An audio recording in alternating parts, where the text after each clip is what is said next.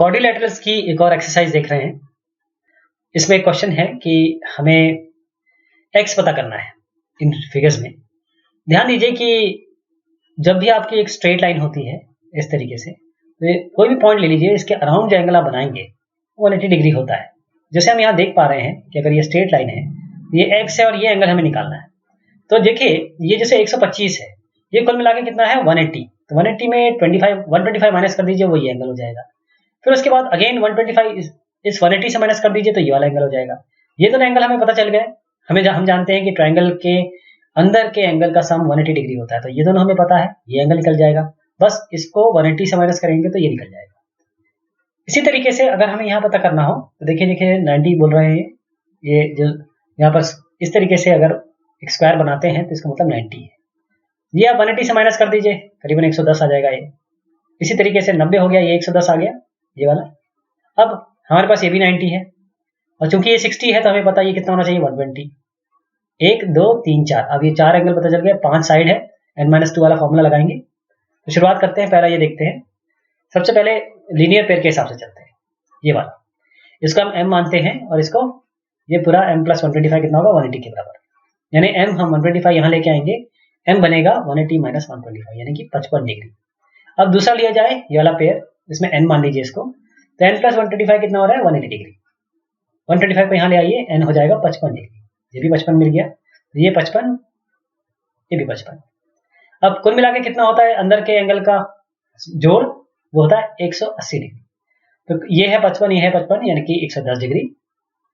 अब 110 डिग्री थोड़ा सा बताता हूं आपको, तो ये 110 डिग्री यहाँ पर मिला, ठीक है। अब ये कितना है, ये कितना होना चाहिए, क्योंकि 110 डिग्री है तो ये कुल मिला के 180 डिग्री हुआ। ये 110 है, 180 - 110, इसको माइनस कर रहे हैं, कितना आ गया ये 70, तो ये हो गया 70। ये पूरा कितना हुआ 180, 70 माइनस कर दीजिए 180 में से 110, तो x हो गया 110। ये है आंसर इसका, ये है 110 डिग्री, ठीक है। अगले वाले पे आते हैं, जो मैंने आपको बताया उसी तरीके से करेंगे। n-2 वाला फॉर्मूला लगाएंगे इसमें, सीधा n-2 × 180 करिए। अब आपके पास 5 साइड है, 5-2 × 180 यानी कि 3 × 180 यानी कि 540। इन सबका सम होगा 540। हम इनको नंबर दे देते हैं 1 2 3 4 5। हम जानते हैं कि 1 + 90 ये 180 डिग्री के बराबर होगा, 2 + 60 ये भी किसके बराबर होगा 180 के बराबर होगा, 3 + 90 180, 4 + 70 180, 5 + x 180। वो हमने यहाँ पर लिख दिया, पांचों के पांचों। अब हम क्या करेंगे, हम जानते हैं इन सब का सम अंदर का क्या होता है, कुल मिला के इन सब का अगर हम सम ले लें तो क्या आएगा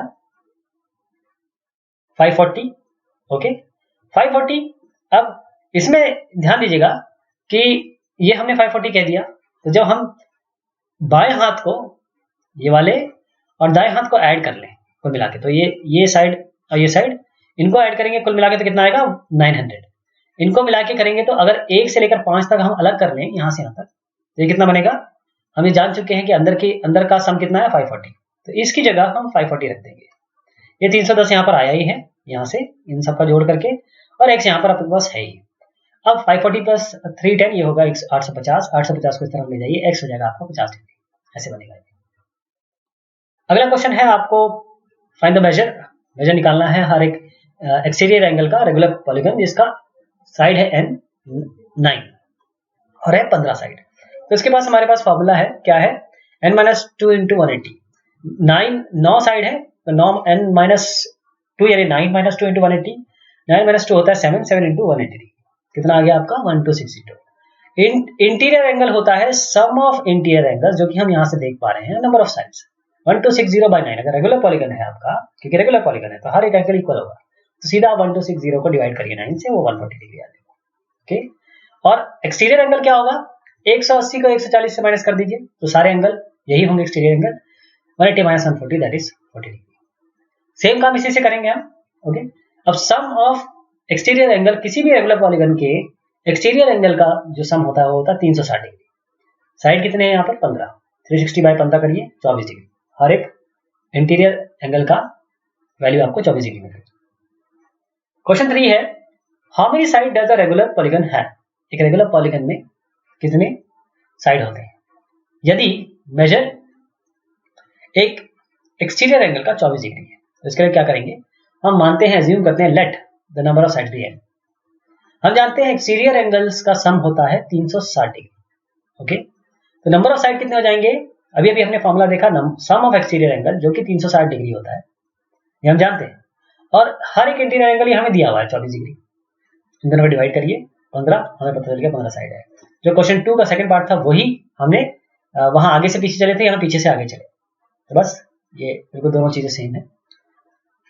अब अगला आया, how many sides does a regular polygon have if each of its interior angle is 165 degree.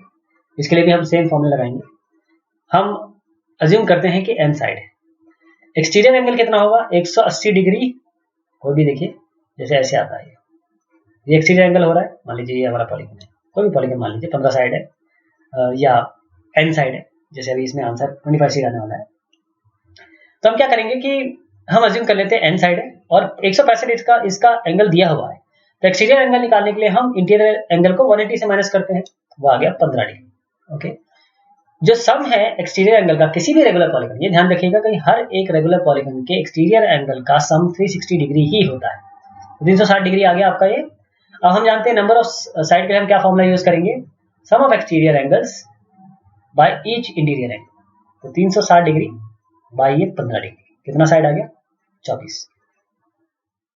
अगले क्वेश्चन में जाते हैं, is it possible to have a regular polygon with each exterior angle as 22 degree, क्या ऐसा हो सकता है, can it be an interior angle of a regular polygon, why. पहला ये है नहीं, क्योंकि 22 डिवाइजर नहीं है 364 का। अभी हमने देखा था जो भी हमने एंगल यहाँ पर देखे जो एक्सटीरियर एंगल थे वो सारे के सारे 360 को डिवाइड करते थे, क्योंकि 22 नहीं है इसलिए ये नहीं हो सकता। दूसरे क्वेश्चन का आंसर है can it be an interior angle of a regular polygon, why, ये भी नहीं हो सकता, क्योंकि अगर 180 माइनस 22, 180 को 22 से माइनस करें तो 158 आता है, ये भी डिवाइजर नहीं है 360 का। अगला क्वेश्चन है, what is the minimum interior angle possible for a regular polygon, एक रेगुलर पॉलीगन के लिए मिनिमम इंटीरियर एंगल कितना हो सकता है और क्यों। इसी तरीके से अगला क्वेश्चन है, what is the maximum exterior angle possible for a regular polygon, एक रेगुलर पॉलीगन के लिए जो एक्सटीरियर एंगल होगा वो कितना ज्यादा, कितना मैक्सिमम हो सकता है। तो देखिएगा, एक इक्विलेटरल ट्रायंगल एक रेगुलर पॉलीगन है, इसके 3 साइड होते हैं, इसका लीस्ट मेजर क्या होता है, एक इक्विलेटरल ट्रायंगल का 60 डिग्री होता है, तो सारे एंगल का अगर हम सम करें तो 180 डिग्री आता है, यानी x प्लस x कितना आएगा, 180 डिग्री, यानी 3x आएगा आपका 180 डिग्री, x होगा आपका 60 डिग्री।